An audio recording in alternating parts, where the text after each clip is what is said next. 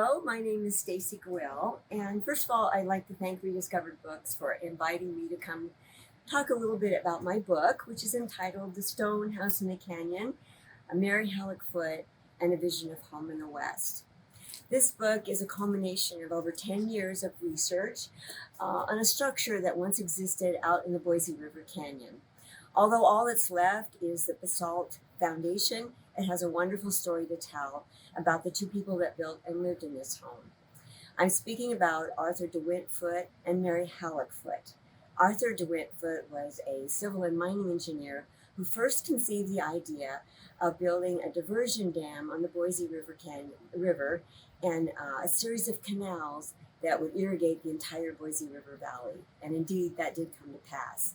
His wife, Mary Halleck Foote, was a nationally renowned writer and illustrator, and her stories and illustrations appeared in national magazines and gave readers in the East a completely different vision of a home in the West from a woman's perspective.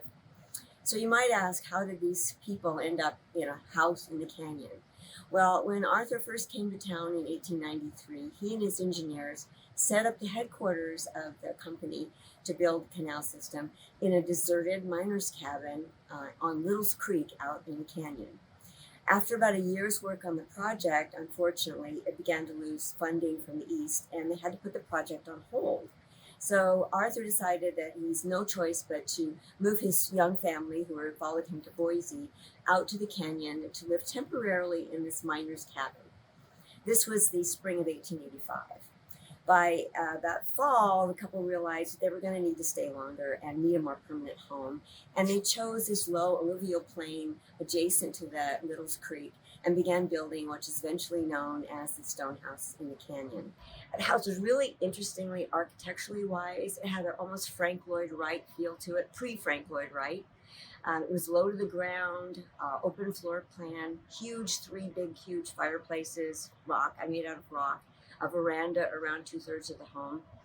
The interior of the house reflected the Foote's home and travels in the West before they arrived in Boise, and also reflected Mary Halleck Foote's very cultured, educated background. She was from the East and she loved art and books.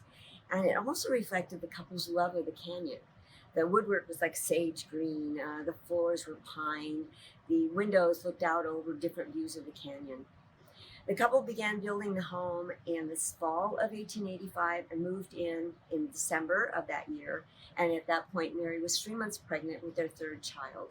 That baby, Agnes, was born in the canyon house, and they nicknamed her the Little Canyon Baby. The family lived in the home from 1885 to 1889, at which point they decided they needed more room and they moved back to Boise.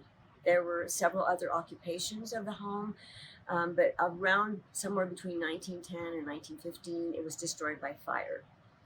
Mary Halleck Foote mentioned when she left the house, she wrote a letter to her friend and said, of all our nest building, this was the wildest and the most improvident and the hardest to leave.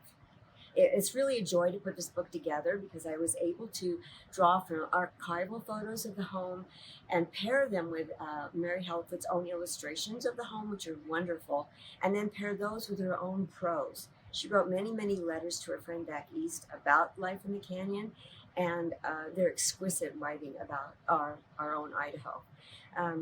I hope that when people read this book that they'll want to know more about this interesting couple who have so much to do with Idaho's history, and maybe also go visit the site of the Canyon House, which is now the Foote Park Interpretive Center, a wonderful place to visit, and maybe stand outside and look out over the canyon and imagine what it was like to live in that canyon house.